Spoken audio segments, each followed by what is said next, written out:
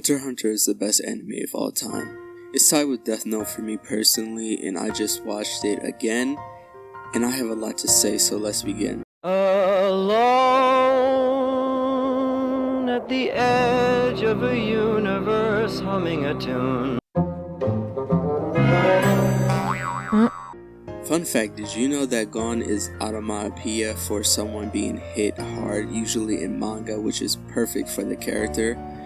Hunter x Hunter's strong point is the story and its character. The story is shaped by its characters and vice versa. But let's talk about the characters first. Gon is a likable main character who is charming and likable. He has the type of personality to allow people to gravitate towards him, and without that help and circle, he would never be able to get as far as he does. Killua, in my opinion, is very underrated, but not for his coolness or likability, but his sacrifices throughout the show.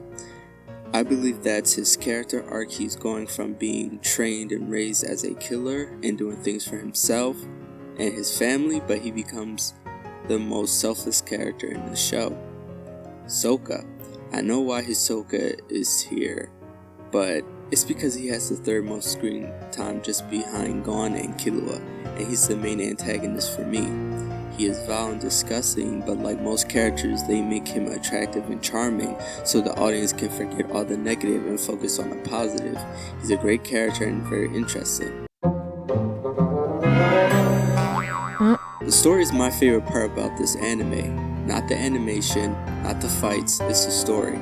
This story will have you crying, laughing, and glued to your screen. Through and through. So let's go through every arc. やっぱ俺も走ろうっと。おー、かっこいい! The Hunter exam. This was a great introduction to the world of Hunter x Hunter and its characters.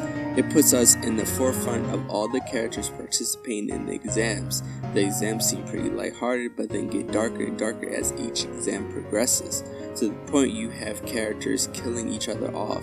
There's a lot of lore in the first arc, and meeting Netero is a good plus. I love the part where Gon challenges Illumi and their training arc to find and save Killua later on. Go!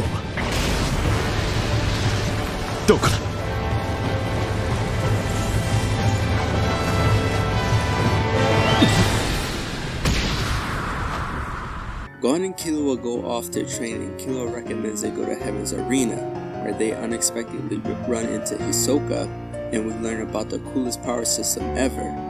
Nen is so cool and complex, it allows fights to be more than just strength or I win because of random this or that, but everything is calculated. Most of the time that is. The power system adds a certain amount of depth to the universe and its fights and makes power scaling very interesting. The arc also has Gon and Killua learn the fundamentals of Nen, where they meet their master Wing, their first master at least. The fight between Gon and Hisoka shows us that the duo still have much to learn as the story goes on.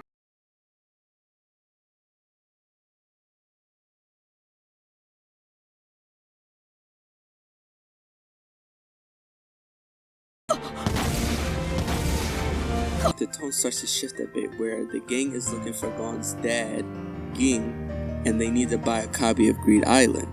So they go to the auction and are trying to find money. While this is going on, we see that Kurapika has learned Nen and is on hot pursuit for the Phantom Troop, a mafia organization or group of individuals who are thieves who are also trying to steal from the mafia underground auction that is happening the same day. Kurapika fights the troop and one of the members are killed. We realize that Kurapika's nation was killed by the troop because of his eyes, the scarlet eyes. And we realize that Kurapika put a very special incantation on his powers that have to do with the troop. So there are many exchanges between the main cast and the Phantom Troop as the story goes on. But that is the main thing that happens during this arc, and especially that Crollo fights Killua's dad and grandpa. John? Ken? Rock!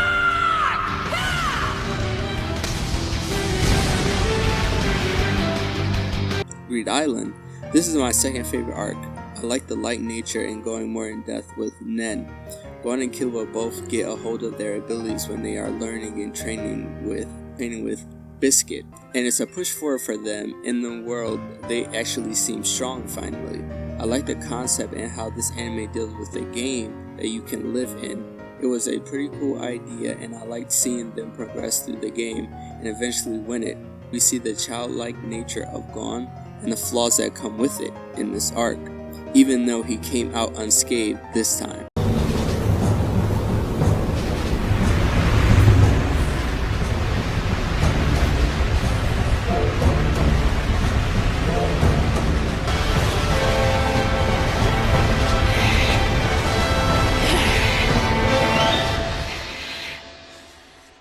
This is one of, if not my favorite arc in all of anime. When I first watched, I thought, man, this was boring, but then I sat down and thought about it. Gon and Meruem are each other's yin and yang. Gon this whole series has been about childlike nature, while Meruem has been an ant who this case is almost like a divine being. At least he sees himself as that. The story starts off with us meeting Kite and him talking to Gon and Killua and taking him under his wing, like Gon's father took him long ago. And as we go along, we see the Chimera ants work towards their goal, or at least the queen's goal, with birthing the king, and it's very scary because we see how strong they are even without Nen. So then when they receive Nen, it's even worse. But then Pito is born. A royal guard, and the arc takes a whole 180 on the last, and Kite is killed. Gon doesn't believe it and tries to join NGL so that he can save Kite. The king is born, and even other ants realize that he must be taken down. I just have to say the anticipation and payoff of the infiltration of the cancer. I just have to say the anticipation and payoff of the infiltration of the castle was just so good. Komugi is hurt, and there was a fear in the back of my mind. What if the king just snaps? But he doesn't. He goes off to fight and leaves Komugi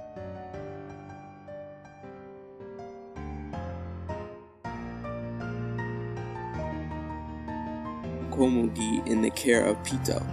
The fight between Netero and Meruem shows the difference between the ants and the humans, but humanity did show that they always evolve and never stop, while Meruem finds solace in humanity and gains some. Gon, on the other hand, is losing his humanity, and his transformation is cool, but also extremely sad. This arc was a roller coaster. The final and last arc, this arc wasn't my favorite, and I feel like it was an exposition arc, and I like Ging finally appearing after so long, and him and Gon having their chat.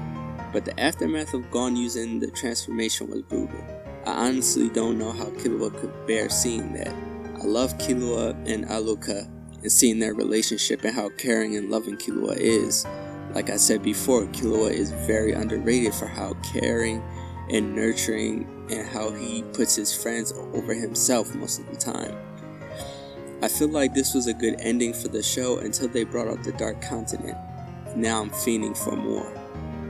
I love Hunter x Hunter, and now it's time to move on to the next anime on my list, which is JoJo. Well, thank you for watching and giving me just a few minutes of your time.